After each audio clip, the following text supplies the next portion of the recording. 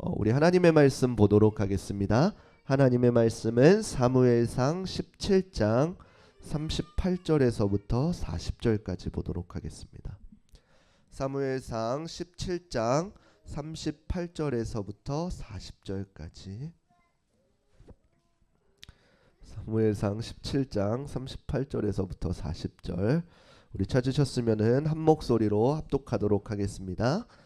이에 사울이 자기 군복을 다윗에게 입히고 노투구를 그의 머리에 씌우고 또 그에게 갑옷을 입히매 다윗이 칼을 군복 위에 차고는 익숙하지 못하므로 시험적으로 걸어보다가 사울에게 말하되 익숙하지 못하니 이것을 입고 가지 못하겠나이다 하고 곧 벗고 손에 막대기를 가지고 시내에서 매끄러운 돌 5을 골라서 자기 목자의 제구 곧 주머니에 넣고 손에 물매를 가지고 블레셋 사람에게로 나아가니라. 아멘. 이 오늘 본문 말씀을 가지고 내가 지금 해야 할 것이라는 주제로 함께 말씀을 나누도록 하겠습니다. 우리 옆 사람과 인사하도록 하겠습니다. 사랑하고 축복합니다. 사랑하고 축복합니다. 예, 이제 날씨가 많이 쌀쌀해지고 있는 것 같습니다. 낮에는 덥고 저녁에는 쌀쌀하고 감기에 유의하시기를 바라겠습니다. 오늘날 많은 기독교 청년들과 이야기해 보면은 그들의 걱정거리가 한 가지 있습니다. 그들의 걱정거리가 많은 걱정거리 중에 하나가 무엇이냐면은 자신의 모습을 이제 남들과 비교를 한다는 것입니다. SNS나 어떠한 다른 매체들을 통해서 남들의 삶을 이런 모습들을 바라보면서 자신의 삶을 바라보았을 때에 아무것도 아닌 것 같은 모습, 그리고 그런 사람들과 격차가 나는 모습들을 보면서 많은 걱정들을 하고 있습니다. 특별히 그리스도인들도 마찬가지로 내가 그리스도인으로서 하나님의 말씀대로 살아가려고 노력은 하고 있는데 하나님을 믿지 않는 사람들과 더 격차가 벌어지는 것 같은 생각이 들 때가 있습니다. 내가 예수님을 믿으면은 뭔가가 다를 줄 알았는데, 다른 삶을 살 줄 알았는데 그 전과 변함없는 삶, 아니면 오히려 예수님을 믿는다고 해서 내 삶 가운데 조금 더 제약된 삶을 살아가는 모습들을 볼 때가 있습니다. 그리고 이런 모습들을 볼 때 남들과 비교하다 보면은 무엇이 오나 요즘 말로 이야기하면은 현타라는 것이 올 때가 많습니다. 그런데 분명한 것은 하나님께서는 하나님의 자녀들이 이 땅을 어떻게 살아가야 되는지를 말씀을 통해서 분명하게 알려주고 계시다는 것입니다. 그래서 우리는 오늘 본문을 통해서 하나님의 자녀들이라면, 예수님을 믿는 사람들이라면 어떠한 삶을 살아야 하는지를 발견할 수 있는 시간 되시기를 소망합니다.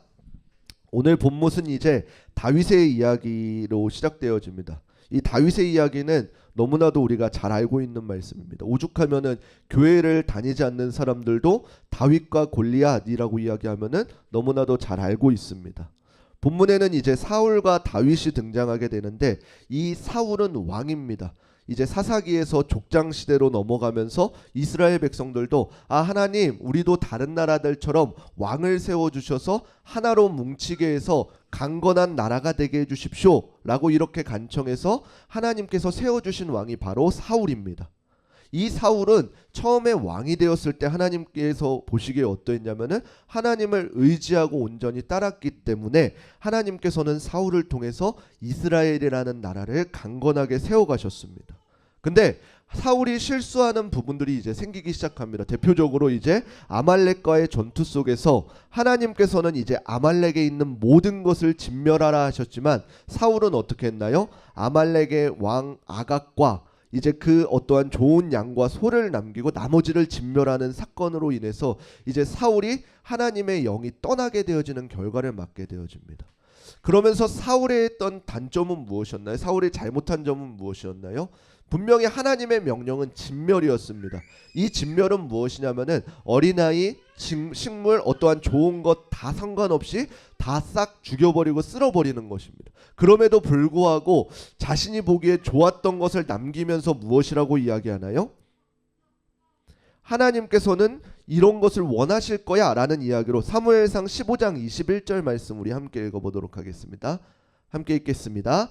다만 백성이 그 마땅히 멸할 것 중에서 가장 좋은 것으로 길갈에서 당신의 하나님 여호와께 제사하려고 양과 소를 끌어왔나이다 하는지라. 아멘. 무엇이라고 이야기하냐면은 당신의 하나님께, 우리의 하나님께 예배하려고 이 좋은 재물들을 진멸하지 않고 남겨두었다라는 것이에요. 우리의 생각으로 보면 어찌 보면 좋은 것 같죠. 나는 예배드리기 위해 무언가를 구별하고 어떻게 했대요. 그러나 하나님께서 보시기엔 무엇이냐면은 하나님의 말씀을 더 순종하고 청종하는 것을 원하셨다라는 것이에요. 이게 사울이 첫 번째 잘못한 것이요. 두 번째 잘못은 무엇인가요? 분명히 하나님께서 사울에게 명령했음에도 불구하고 사울이 이야기한 건 무엇이에요? 잘못할 수 있어요. 어쩔 수 없는 인간이기 때문에 잘못할 수 있어요. 그런데 사울 입에서 나온 것이 방금 이 말이라는 것이에요. 다만 백성이라고 이렇게 이야기하면서 자신의 잘못을 정당화하기 위해서 백성들에게 그 화를 돌리게 되어지는 것입니다. 이러한 결과를 통해서 하나님의 영이 그에게 떠나고 이제 하나님께서는 사무엘을 통해서 라마로 가게 하셨고 그곳에서 이제 베들레헴 사람 이새에게로 가서 그 아들 중에서 그 사울이 아니라 그 다음 왕을 하나님께서 세우실 것이다 라고 이렇게 이야기하는 것입니다. 그래서 사무엘은 하나님의 말씀대로 이새의 집에 가서 그 아들들을 불러 모읍니다. 너희 집 이새의 집 가운데에서 하나님께서 분명히 기름 부을 자가 있다라고 이렇게 말씀하시면서 첫째 아들 엘리압, 아비나답, 삼마 이런 식으로 한 사람 한 사람 지나가게 하시는데 하나님께서는 사무엘에게 무엇이라고 이야기하냐면은 사무엘상 16장 7절 말씀입니다. 우리 함께 읽어보도록 하겠습니다. 여호와께서 사무엘에게 이르시되 그의 용모와 키를 보지 말라. 내가 이미 그를 버렸노라. 내가 보는 것은 사람과 같지 아니하니 사람은 외모를 보거니와 나 하나님 여호와는 중심을 보느니라 하시더라. 아멘. 이 이새의 7명의 아들들이 다 지나갔는데 하나님의 응답이 없어요. 그래서 사무엘은 이 이새에게 이 아들들이 전부냐라고 물으니까 무엇이라고 이야기해요? 막내가 한 명 있기는 있는데 양을 치고 있다라고 이렇게 이야기하는 것이에요. 혹시 이런 경험 해보셨습니까? 이제 모태신앙, 저는 모태신앙에서 자랐어요. 어머님만. 그래서 예전에 이제 가정 예배를 드릴 때 이제 목사님들 와가지고 신방 예배를 드리잖아요. 그때 있으면은 저희 부모님이 처음에는 인사하라고 문 앞에 나와요. 인사해요, 같이. 목사님 오셨어요, 인사요. 그 다음에 저한테 무엇이라고 이야기하냐면은 너는 들어가 있어라 그래요. 왜요? 제가 있으면은 예배에 방해되고 약간 부모님의 볼을 붉게 만들까 봐, 부끄러운 짓을 할까 봐. 그래서 저를 이렇게 빼놓은 이런 경험들이 혹시 있으신가요? 없으시면은 귀한 손님이 오시면 예전에 이제 부끄러우면 이렇게 이 이새도 마찬가지로 막내 다윗을 이제 양치는 곳에 그 중요한 이새가 와서 그 중요한 사무엘 선지자가 와가지고 우리 집에서 왕이 될 사람한테 기름 붓는다 그러는데 그 막내를 양치는 것을 보냈다라는 것이요. 근데 그 막내 다윗이 이제 돌아와가지고 사무엘 앞에 지나갈 때 어떠한 일이 일어나나요? 사무엘상 16장 12절 말씀입니다. 함께 읽겠습니다. 이에 사람을 보내어 그를 데려오매 그의 빛이 붉고 눈이 빼어나고 얼굴이 아름답더라. 여호와께서 이르시되 이가 그니 일어나 기름을 부으라 하시니라. 아멘. 이렇게 되어서 다윗이 이제 기름 부음을 받게 되었다라는 것이에요. 근데 이 기름 부음을 받게 되었다는 것은 무엇인가요? 기름 부음을 받았다는 것은 구약에서 셋 중 하나입니다. 왕, 선지자, 제사장. 이 하나님께서 택하신 자에게 하나님의 기름을 부어서 세운 자인데 이제 다윗은 어떻게 돼요? 왕 아니면은 선지자 아니면은 제사장이에요. 근데 하나님께서는 분명히 사무엘에게 무엇이라고 이야기해요? 왕이 될 상이라 그래요. 그래서 다윗이 이제 어떻게 돼요? 기름 부음을 받음으로 나는 왕이 될 거야 라는 것을 알고 있었다는 것이에요. 그런데 중요한 것이 무엇인가요? 다윗이 이제 기름 부음을 받고 난 이후에 어떠한 삶을 살았나요? 이제는 나는 왕이 될 거니까 형들하고는 급이 달라, 격이 달라 이렇게 하면서 왕이 될 훈련을 했을까요? 그렇지 않다라는 것이요. 그는 왕이 될 것이 분명함에도 불구하고 기름 부음을 받은 후에도 다윗이 한 것은 평소와 같은 양을 치는 일이다라는 것이에요. 사무엘상 17장 28절 우리 함께 읽어보도록 하겠습니다. 함께 읽겠습니다. 큰형 엘리압이 다윗이 사람들에게 하는 말을 들은지라 그가 다윗에게 노를 바라여 이르되 내가 어찌하여 이리로 내려왔느냐 들에 있는 양들을 누구에게 맡겼느냐 나는 내 교만과 내 마음의 완악함을 아노니 내가 전쟁을 구경하러 왔노라. 아멘. 기름 부음을 받았다고 해서 어떠한 특별한 삶을 살아간 것이 아니라 그 전과 다름없는 삶을 살았다라는 것이에요. 이것이 오늘날 우리에게도 많은 고민이 있을 것입니다. 내가 예수님을 믿기로 작정하고 우리의 삶에 완벽한 온전한 전환적인 변화가 있을 것 같지만 전혀 그렇지 않은 평상을 살아가고 있는 우리의 모습이 있다라는 것이에요. 그런데 우리의 모습 가운데에 여전히 하나님께서는 어떻게 하신다는 것이에요? 우리의 눈에는 평온한 평상적인 일반적인 삶이지만 교회를 안 나오시다 나왔다고 해서 다음 주부터 별다른 특별한 일이 있을까? 그렇지 않습니다. 똑같은 일들이 살아갈 것이라는 것이요. 그러나 중요한 것은 무엇인가요? 하나님께서는 이러한 평상시 우리의 삶을 통해서 하나님의 이야기, 하나님의 스토리를 우리를 통해서 쓰고 계신다라는 사실을 우리는 기억해야 됩니다. 그래서 이러한 다윗에게 어떠한 사건이 일어나게 되어집니다. 하나님께서 이스라엘 백성들에게 허락하여 주신 땅, 우리가 너무나도 잘 알고 있는 이 가나안 땅은 하나님께서 약속하신 그대로 기름지고 살기 좋은 땅입니다. 그러나 이러한 기름지고 살기 좋은 땅은 언제뿐이냐면은 하나님께서 돌보아 주실 때, 하나님께서 이스라엘 백성들한테 가나안 땅을 보여주시면서 이야기한 것이 무엇이냐면은 저 땅은 정말로 기름지고 풍성한 땅이다. 그리고 하나님께서 돌보아 주시는 땅이다 라고 이렇게 약속하셨거든요. 그런데 그 가나안 땅이 왜 기름지고 풍성한 땅이냐라고 하냐면은 하나님께서 돌보아 주시기 때문입니다. 우리가 너무나도 많이 들었듯이 이른 비와 늦은 비를 풍성히 불어넣어 주시기 때문에. 그런데 그 하나님의 돌보심이 떠나면은 어떤 땅인지 아시나요? 그 땅은 무엇이냐면은 그 땅이 어디 위치해 있냐면은 그 주변에 당시에 강대국 블레셋, 아말렉, 에돔, 모압, 암몬, 아람 이 강대국들에 둘러싸여 있습니다. 그런데 이 강대국들에 둘러싸여 있으면 어떠한 일들이 일어나게 되죠? 수많은 침공을 당하게 됩니다. 만약에 그 땅이 강건하면 어떠한 일이 일어나요? 이 강대국들의 온갖 곳에 이제 교통로가 되어서 풍성한 열매를 맺을 수 있어요. 근데 만약에 그 땅이 약해요. 그러면 어떤 일이 일어나나요? 침공의 대상이 되게 되어집니다. 이것은 우리가 너무나도 잘 알고 있습니다. 그렇기 때문에 하나님의 돌보심이 없으면 그 땅은 누군가에게 먹잇감이 될 수밖에 없다라는 것이에요. 오늘 본문에도 마찬가지로 분명히 입지적으로는 좋지만 항상 주변국의 정쟁이 끊이지 않았다라는 것이에요. 그러던 중에 오늘 본문에 나와 있는 사건인 블레셋 사람이었던 골리앗에 대한 이야기가 나오게 되어집니다. 이 골리앗은 전쟁 가운데 그 누구도 감히 대적할 수 없는 강한 장군이었습니다. 오늘날 같으면 미사일 쏘고 폭탄 쏘면 끝이었지만 그 당시에는 우리가 너무나 잘 알듯이 일기토 1대1 그 창과 방패로 싸우는 전쟁이었단 말이에요. 그래서 이스라엘 백성들은 그 강성하고 너무나도 크고 강한 것 같은 골리앗과 감히 대적할 엄두조차 낼 수가 없었다는 것이에요. 그러던 중에 어느 날 이제 다윗이 아버지의 심부름으로 그 전장에 있는 형들이 잘 있나 그리고 도시락을 가져다 주려고 그 심부름을 가게 된 이후에 한 가지 이야기를 듣게 되어집니다. 그 이야기는 무엇이냐면은 사무엘상 17장 9절입니다. 우리 함께 읽어보겠습니다. 그가 나와 싸워서 나를 죽이면 우리가 너희 종이 되겠고 만일 내가 이겨 그를 죽이면 너희가 우리의 종이 되어 우리를 섬길 것이니라. 아멘. 이 말은 무엇이냐면은 이제 그 누구도 상대할 수 없을 것 같았던 골리앗이 이스라엘 백성들을 조롱하면서 하는 말입니다. 니들 중에 만일 나와 1대1로 싸워서 이기면 우리가 지면 너희의 종이 되겠고 만약에 내가 이기면 너희는 우리 종이 되라 라는 이야기입니다. 그런데 다윗의 마음에 이 말을 듣고 어떠한 일이 일어났냐면은 거룩한 분노가 일어났다라는 것이에요.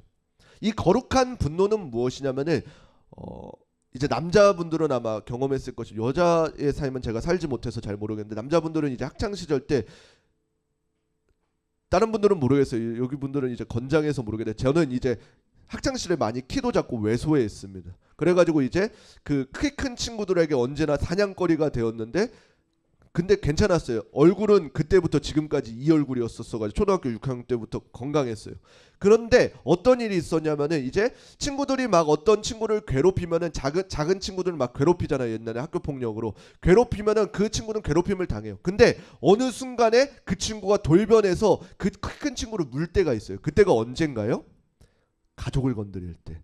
그때는 내가 저 친구를 이길 수 있어서 싸우는 것이 아니라 그냥 싸워야만 되는 것이에요. 내 부모를 욕해? 내 친구를 욕해, 내 형을 욕해, 이러면은 그것은 이 친구가 얼마나 강대할지라도 나는 싸워야 되는. 다윗의 이 거룩한 분노가 바로 이 분노였다는 것이에요. 자신의 만군의 하나님 여호와를, 자신이 믿는 하나님을 욕하니까 그 골리앗이 크고 작음과 상관없이 그것은 분노가 일러야 되는 것이요. 그래서 다윗이 했던 말은 무엇이냐면 사무엘상 17장 26절입니다. 우리 함께 읽겠습니다. 다윗이 곁에 서 있는 사람들에게 말하여 이르되 이 블레셋 사람을 죽여 이스라엘의 치욕을 제거하는 사람에게는 어떠한 대우를 하겠느냐. 이 할례 받지 않은 블레셋 사람이 누구이기에 살아계시는 하나님의 군대를 모욕하겠느냐. 아멘. 이렇게 다윗이 고백했다는 거죠. 내가 골리앗을 이길 수 있을지 없을지는 몰라요. 그러나 내가 믿고 있는 살아계신 하나님을 모욕하는 이 골리앗과는 내가 싸울 수밖에 없게 되어지는 것이에요. 그런데 이 말을 왕까지 들어가게 되어집니다. 그 누구도 어떻게 싸울 생각을 못하고 있으니까 싸우겠다라고 하는 이 다윗의 이야기가 사울 왕에게까지 갔다는 것이에요. 그런데 이 사울 왕이 보기에도 이 다윗은 어떻게 돼요? 갓 소년티를 벗지 못한 소년과도 같은 사람이었다라는 것이에요. 그래서 객관적으로 그 모습을 보게 되어지니까 어떠하다고 이야기하나요? 사무엘상 17장 33절입니다. 우리 함께 읽겠습니다. 사울이 다윗에게 이르되 내가 가서 저 블레셋 사람과 싸울 수 없으리니 너는 소년이요 그는 어려서부터 용사임이니라. 아멘. 이것은 객관적으로 보기에 지극히 정확한 모습일 것입니다. 사울이 보기에 다윗은 어떻게 돼요? 너는 소년이다 라 그래요. 그리고 골리앗은 어떤가요? 누가 보기에도, 어떠한 사람이 보기에도 어려서부터 강한 용사라는 것이에요. 그래서 세상의 눈으로 보기에는 누가 이기는 게 당연한 것이에요? 용사가 그냥 뒷걸음질 치다가 소년을 밟기만 해도 그 소년은 죽게 돼 있는 게 어찌 보면 당연하다는 것이에요. 그러나 다윗의 믿음의 시선으로 보게 되면 다윗의 마음 가운데에는 뭐가 있었나요? 사무엘상 17장 36절입니다. 함께 읽겠습니다. 주의 종이 사다와 곰도 쳤은즉 살아계시는 하나님의 군대를 모욕한 이 할례 받지 않은 블레셋 사람이리이까 그가 그 짐승의 하나와 같이 되리이다. 아멘. 다윗이 보기에 이 문제는 무엇이냐면은 어떠한 객관성의 문제가 아니라 그럼에도 불구하고 반드시 싸워야 하는 이야기인 것입니다. 여기서 나오는 사자와 곰은 어떠한 이야기인가? 그냥 다윗이 무작정 사자와 곰을 때려잡았다는 이야기입니까? 그게 아니에요.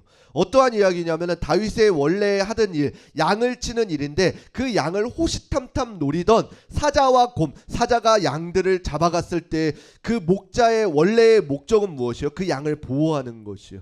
그 다윗이 그 양을 보호하기 위해 사자를 누가 이길 수 있겠습니까? 누구도 이길 수 없지만 내가 응당 목자로서 해야 되는 일이기 때문에 그 일을 감당하였을 때에 하나님께서 보호하시고 인도하셨던 그 경험을 가지고 이야기하는 것입니다. 내가 사자와 곰을 쳐서 하나님께서 나를 보호하셨던 그 하나님이신데 하나님을 모욕되게 하는 그 골리앗과의 싸움 가운데 나를 분명히 보호하시고 그를 내가 그동안 싸워 이겨왔던 그 짐승들과 같이 할 것입니다 라고 이렇게 이야기하는 것입니다. 세상이 바라보면, 아니 어찌 보면은 너무나도 당연스러운 그 객관적인 생각과 믿음의 고백이 달라지는 것입니다. 그런데 이것의 경우가 구약의 말씀 가운데 또 한 가지 있는 것을 우리가 기억하고 있습니다. 그것은 무엇이냐면 바로 여리고성을 정탐하였던 이스라엘 백성들의 고백과도 마찬가지입니다. 이스라엘 백성들이 그 가나안 땅을 그 가나안 땅에 가기 전에 여리고성, 강력한 그 성을 앞두고 12지파의 대표들을 보내어서 정탐하게 합니다. 그래서 그 12지파의 대표들이 정탐하고 돌아와서 하는 고백이 조금 나뉘게 되어져 있습니다. 10사람의 그 대표, 10사람의 대표의 입 가운데서는 무엇이라고 기록하냐면은 그 여리고성의 그 사람들이 너무나도 크고 강성하여서 우리는 그 앞에서 마치 메뚜기와도 같다라고 이렇게 이야기합니다. 그리고 두 사람 여호수아와 갈렙의 고백은 무엇이었나요? 우리가 너무나도 잘 알고 있듯이 그 땅의 사람들은 분명히 크고 장성하지만 하나님께서 우리에게 허락하신 밥이다라고 이렇게 기록되어 있습니다.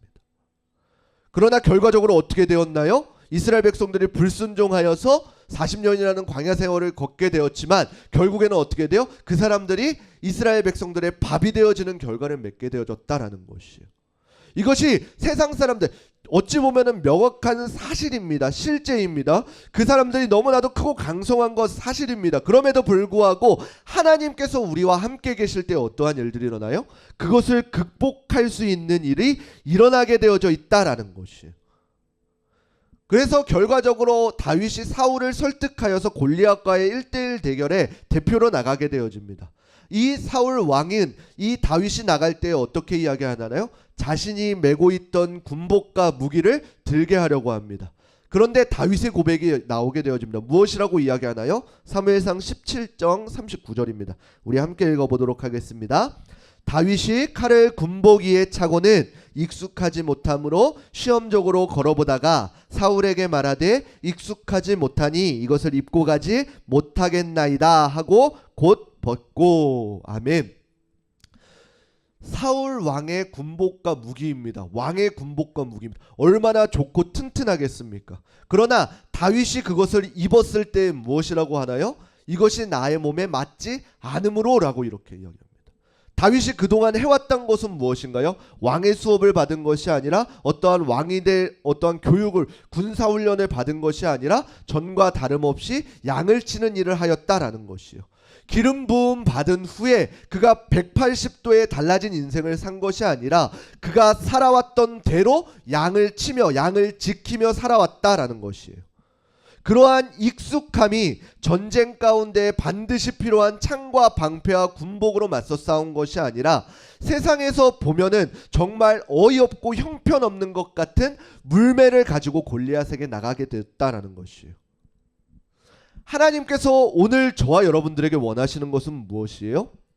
오늘 우리의 어떠한 몸에 맞지 않는 특별함을 원하시는 것일까요? 그렇지 않다라는 것이에요.